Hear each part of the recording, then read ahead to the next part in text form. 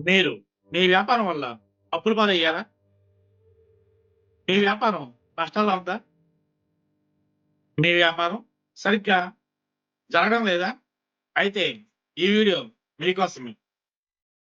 చాలా మంది business start చేస్తారు. హార్డ్ వర్క్ కూడా చేస్తారు. కానీ ఏదో సందర్భంలో ఒక స్టేజ్ దాటాక లాస్ వస్తుంది. ఆ లాస్ ఎందుకొస్తుందో అర్థం కాదు. కొన్ని రోజులు సేల్స్ బావుంటాయి. కొన్ని రోజులు సేల్స్ కంప్లీట్‌గా స్లో అవుతాయి. అప్పుడు చాలా మంది లక్‌ని బ్లేమ్ చేస్తారు. నా లక్ ఇంతేనేమో, నా అదృష్టం బాలేదేమో, నేను ఈ వ్యాపారానికి పనికిరానేమో అని.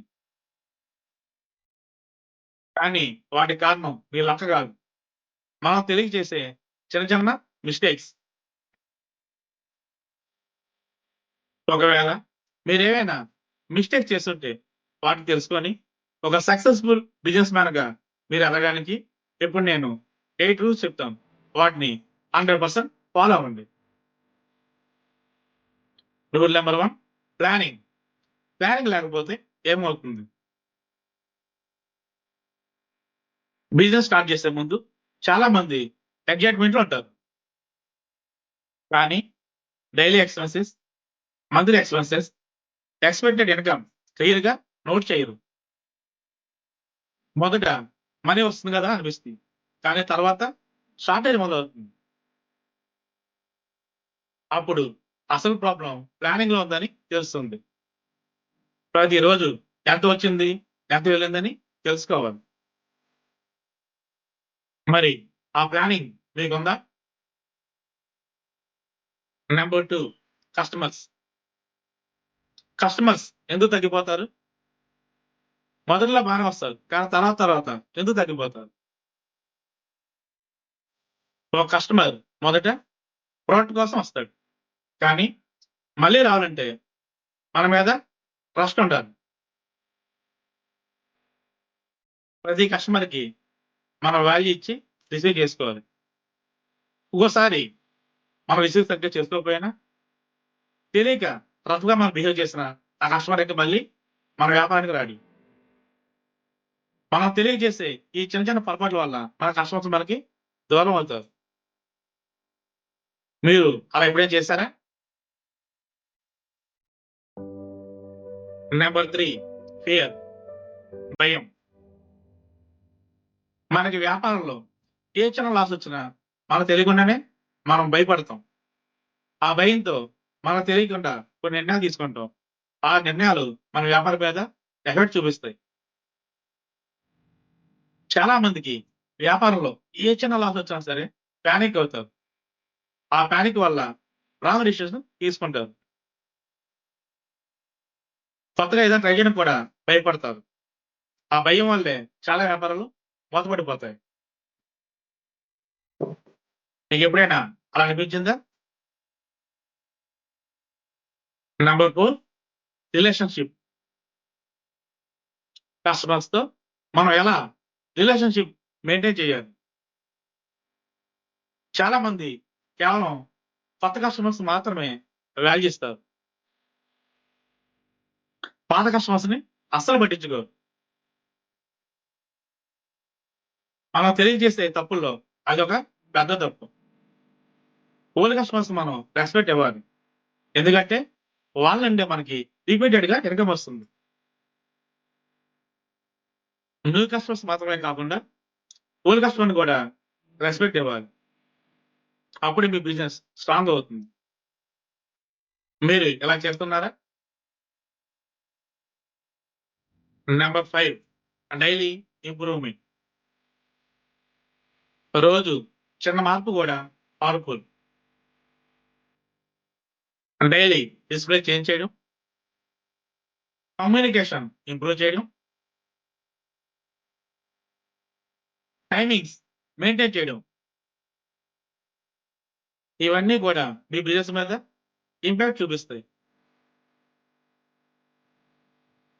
మీరు ట్రై చేయగలరా?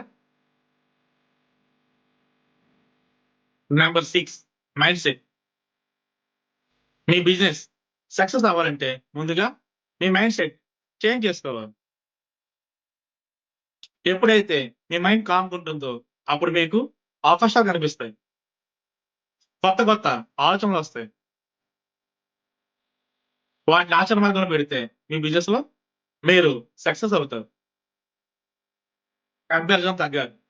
కన్సిస్టెన్సీ పెరగాలి. మీ పక్కన ఎన్ని వ్యాపారాలున్నా మీకు అనవసరం. మీ ఫోకస్ మొత్తం మీ వ్యాపారం మీద పెట్టాలి. అలా మీ మైండ్‌సెట్ మీరు మార్చుకున్నారా? Number 7 real example. నా స్టూడెంట్ ఒకరు వ్యాపారంలో తీవ్రంగా నష్టపోయాడు. వ్యాపారం కోసం దొరికిన ప్రతి చోట అప్పులు చేసి మరి వ్యాపారం చేసాడు. సేల్స్ బాగుండేయి. ఇన్‌కమ్ బాగుండేది. కానీ డబ్బులు ఏమైపోతున్నాయో తెలిసేది కాదు. నేను అతనికి ఒక చిన్న అడ్వైస్ ఇచ్చాను. అదేంటంటే ఒక చిన్న నోట్‌బుక్ తీసుకొని డైలీ ఏ ఐటెమ్స్ సేల్ అవుతున్నాయి? ఎంత ఇన్‌కమ్ వస్తుంది? అలాగే ఎంత ఖర్చవుతుంది? ఇవన్నీ కూడా ఒక నోట్‌బుక్‌లో సపరేట్‌గా రాయమని చెప్పాను. అది అతను కంటిన్యూ‌గా 3 మంత్స్ చేసాడు. ఒక 3 మంత్స్ ఎప్పుడైతే కంప్లీట్ అయిందో అతనికి తెలిసింది. అసలు ఇన్‌కమ్ ఎంతొస్తుంది? ఎంత ఖర్చవుతుంది? దేనికి ఎంత ఖర్చవుతుందని. సో, ప్రాబ్లమ్ కనిపెట్టాడు. అతను సక్సెస్ అయ్యాడు. చాలా మంది చేసే పెద్ద మిస్టేక్ ఖర్చులు రాయకపోవడం. కాబట్టి ఇక నుంచి మీరు కూడా ఎంత వస్తుంది? ఎంత ఖర్చవుతుంది? ఎంత మిగులుతుంది? ఎప్పటికప్పుడు లెక్కలు రాసుకోండి. ఏమైనా మార్పుంటే సరి చేసుకోండి. అప్పుడు మీరు కూడా నంబర్ 1 బిజినెస్ మ్యాన్‌గా ఎదగగలరు. Number 8 restart. మీరొక వ్యాపారం పెట్టారంటే మీకు లక్ లేక కాదు. లక్ ఉంది. కానీ సరైన ప్లానింగ్ లేకపోవడం వల్ల అది నష్టాల్లో ఉండొచ్చు. లేదా మీరు అనుకున్న విధంగా లాభాలు రాకపోవచ్చు.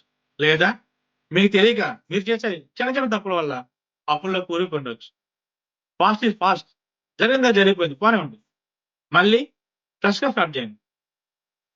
ఈసారి మరింత ధైర్యంగా ముందుకు వెళ్ళండి. ధీమాగా ఉండండి. తెలివైన నిర్ణయం తీసుకోండి. అలా మీరు చేయగలరా? Are you ready? బిజినెస్‌లో సక్సెస్ అనేది ఒక రోజులో రావడం జరగదు. కానీ పేషెన్స్‌తో, డిసిప్లిన్‌తో, క్లారిటీతో పనిచేస్తే ఖచ్చితంగా గ్రోత్ వస్తుంది. లాస్ అనేది టెంపరరీ మాత్రమే.